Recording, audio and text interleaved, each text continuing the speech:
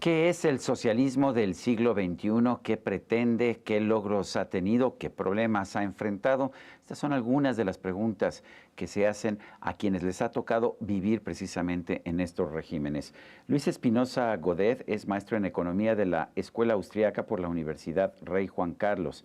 Es actualmente profesor de economía en la Universidad San Francisco de Quito, en Ecuador, y acaba de publicar un libro que se llama Crónicas del Socialismo del siglo XXI. Es precisamente coautor de este libro. Luis Espinosa Godet, gracias por estar con nosotros en la entrevista.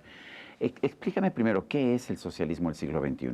Bueno, esa es una pregunta muy interesante, ¿no? Porque en el año 69, la caída del muro de Berlín, podríamos creer que el socialismo estaba terminado. Y sin embargo, desde América Latina, y concretamente también desde México y Dietrich, se intentó reformular el socialismo del siglo XIX como el socialismo del siglo XX, pero mucho más líquidos y muchas más bases teóricas y mucho más llamado a la acción política. Y de repente, el socialismo, que Fukuyama ya a inicios de los 90 ya daba por una ideología obsoleta, porque evidentemente los resultados habían sido completamente catastróficos, y hay que distinguir socialismo de socialdemocracia. El socialismo de repente resurge, y resurge de manera muy sorprendente. En países como Venezuela, como Ecuador, como en Argentina, como en Nicaragua, como en Bolivia. Es decir, lo hemos vivido por todos lados. Y lo sorprendente es la solidez intelectual de este proyecto era ya prácticamente nula, porque claro, la evidencia histórica de los resultados de este proyecto eran catastróficas, y sin embargo se consiguió reformularse y ser atractivo a gran parte del electorado.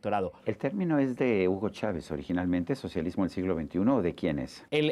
Se le achaca a Dietrich, que es un autor que está residiendo en México, y se puede decir que Chávez fue el primero que lo promovió, pero en realidad toda esta escuela, unida al Foro de Sao Paulo, fueron los que la promovieron y promovieron. Eso sí, con muy poca base teórica, mucha propaganda y populismo, mucha idea de la toma del poder por parte de la política y el poder del Estado para implementar la economía. ¿Y cuál es la diferencia de este socialismo y el populismo?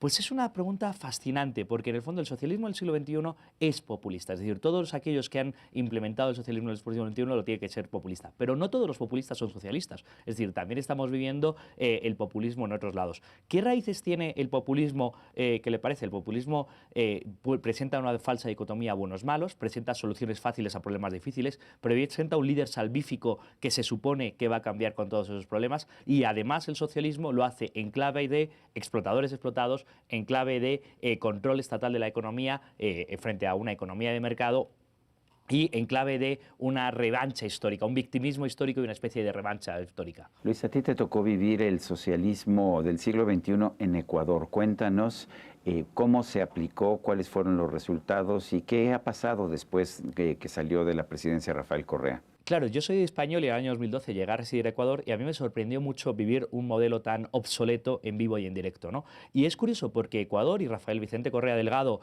como el representante de Ecuador, dentro de este socialismo del siglo XXI tiene una cierta legitimidad, una obligatoriedad legitimidad por encima de los demás líderes. Era por encima de Morales o de Chávez. Sus resultados no fueron tan malos. Claro, no, es que por eso precisamente he querido escribir este libro, porque fuera parece que los resultados no fueron tan malos, pero la realidad es que los resultados fueron nefastos. Es decir, Ecuador vivió un boom petrolero durante 7 años del correísmo, hubo unos ingresos extraordinarios increíbles, y ese dinero se malaprovechó y se despilfarró. Y no solo eso, sino que además se endeudó todavía más. Y claro, los ciclos económicos y los ciclos políticos no encajan perfectamente. Entonces, durante el correísmo se gastó mucho, no, muchísimo, se duplicó el gasto público. En términos nominales el triple, pero vamos, en términos reales se duplicó el gasto público. Se duplicó, pero al final el resultado fue bajada en el índice de democracia, bajada en la inversión extranjera directa, bajada en el índice de libertad económica, bajada en la pobreza bajó, pero desde el 2014 bajó menos, y bajó menos con Correa que antes de la dolarización.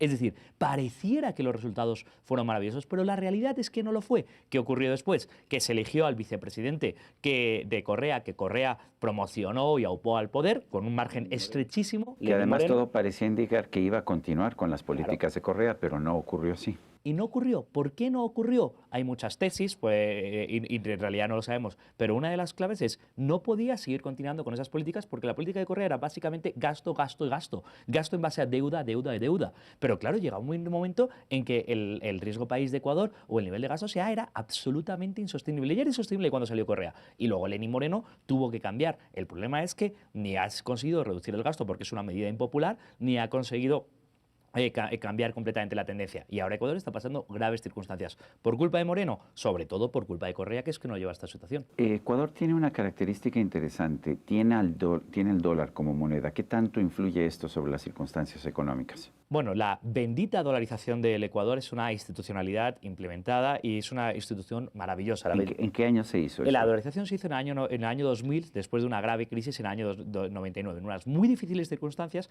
ante el pésimo manejo de la moneda, se decidió implementar la dolarización. La dolarización tiene más popularidad que ningún presidente o ninguna otra institución dentro de Ecuador. Es decir, la dolarización es completamente popular, es completamente defendida por los ciudadanos, excepto algunos políticos monetaristas o keynesianos que dicen que habría que tener... ¿Rafael Correa trató en algún momento de eliminarla? Rafael Correa, siendo académico previamente, escribió un artículo sobre cómo se podría desdolarizar Ecuador, fue tremendamente crítico y él intentó un intento muy interesante que es crear un dinero electrónico estatal, que era el primer paso para intentar desdolarizar según su propio artículo. Para expandir el circulante sin tener, porque el dólar no lo puede expandir. No lo puede expandir, entonces esa era la idea, porque la idea de Correa, que es la propia del socialismo del siglo XXI, es el líder es inteligente, lo sabe todo, el Estado es perfectamente capaz de llevar a cabo las políticas y debería tener capacidad de manipular también la moneda. Eso era la ideología subyacente. Al final el resultado es que fueron perfectamente incapaces. ¿Por qué? Porque los ciudadanos con mucha inteligencia monetaria, los ecuatorianos, dijeron, yo quiero mis dólares, no quiero nada que sean pseudo dólares o parecido a dólares, porque yo sé que los dólares conservan valor y sé que cuando el gobierno hace política monetaria, normalmente lo que lleva es que a mis dólares pierdan valor. Entre los socialistas, gobiernos socialistas del siglo XXI, hemos visto que en Venezuela hubo un colapso total de la economía, en Argentina también un desplome de la economía, en Ecuador y Bolivia las cosas no fueron tan mal. ¿A qué se deben estas discrepancias en resultados? Es que yo creo que, en primer lugar, hay un elemento importante, y es que en Venezuela y Argentina hubo una manipulación monetaria tremenda, cosa que en Ecuador no podía haber porque había dolarización. Y la idea de que no ha habido una gran catástrofe, claro, como no había manipulación monetaria, lo que hizo fue llevar la deuda años después. Y ahora mismo, mientras estamos hablando usted y yo, el riesgo país de Ecuador está por encima de los 2.700 puntos. Es decir, absolutamente inasumible.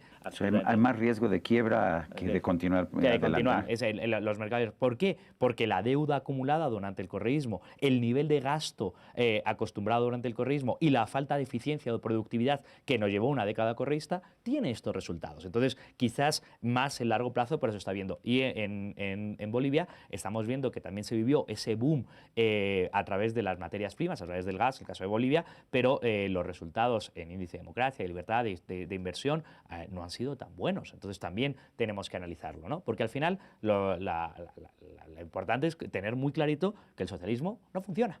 No ha funcionado en ningún caso, tampoco en el caso de Ecuador, tampoco en el caso de Bolivia. ¿Cuáles son las lecciones entonces de este socialismo del siglo XXI? Es fascinante. Que ya tuvo de hecho bastantes años para poder dar resultados. Es fascinante porque uno pensaría que las lecciones del socialismo en su historia, del todo el siglo XX, con las tremendas catástrofes que ha causado, teniendo además a Cuba como ejemplo en América Latina durante décadas y décadas. Bueno, y a la Unión Soviética y a China.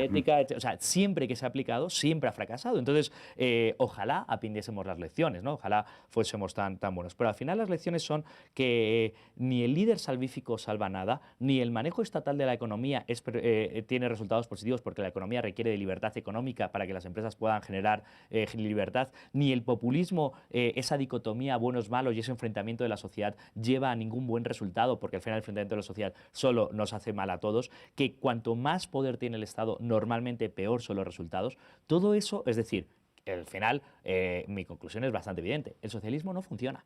Y no ha funcionado en el siglo XX, no ha funcionado en el siglo XXI, no ha funcionado en Venezuela, no ha funcionado en Argentina, no ha funcionado en Ecuador, no ha funcionado en Bolivia. Simplemente no funciona.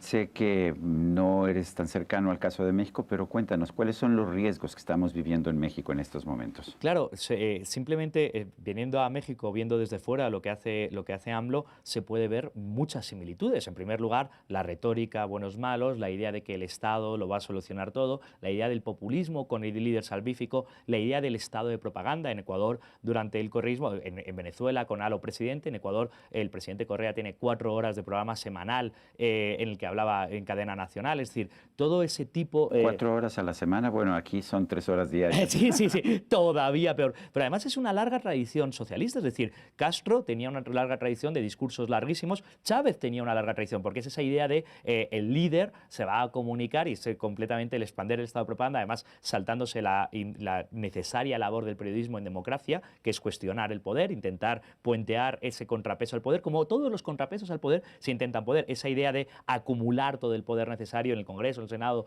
donde sea, para conseguir implementar, esa idea de que quien está contra mí está en contra del país, está en contra de lo bueno y necesariamente tiene que ser malo, no reconocer que en una sociedad plural y diversa hay distintas opiniones. Todo eso, por desgracia, esas lecciones tampoco las hemos aprendido y las vamos a repetir. Para los latinoamericanos siempre hemos tenido la tendencia de elevar a los caciques, a los caudillos como los grandes líderes y hemos tenido una tradición de dictadores, caciques y caudillos.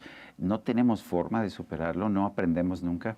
Bueno, yo soy tremendamente optimista con respecto al desarrollo histórico en el largo plazo y con respecto a lo que está ocurriendo. Estoy perfectamente convencido de que sí, de que eso es perfectamente superable porque también en la Europa o en la España de hasta mediados del siglo XX también había esta figura del gran líder o cacique y eso ya se ha eliminado, ya no gustan tanto los líderes salvíficos. Y creo que es perfectamente solucionable con este tipo de cosas, con la construcción de sociedad civil, con el hablar en distintos foros, con el construir y también con cierta humildad de vamos entre todos, a ver, no vamos entre todos, no vamos que uno nos va a liderar a todos, sino vamos entre todos a ver cómo podemos ir solucionando. Que eso es básicamente el principio de la democracia, ¿no? La democracia no es solo elegir al que manda, sino cuánto manda el que manda o cómo manda el que manda. Y todo eso se va construyendo. Yo sé que creo que vivimos en sociedades mucho más democráticas y mucho más pacíficas y con más pesos. El problema es que el socialismo o el populismo hace un ataque a las instituciones, que son los contrapesos.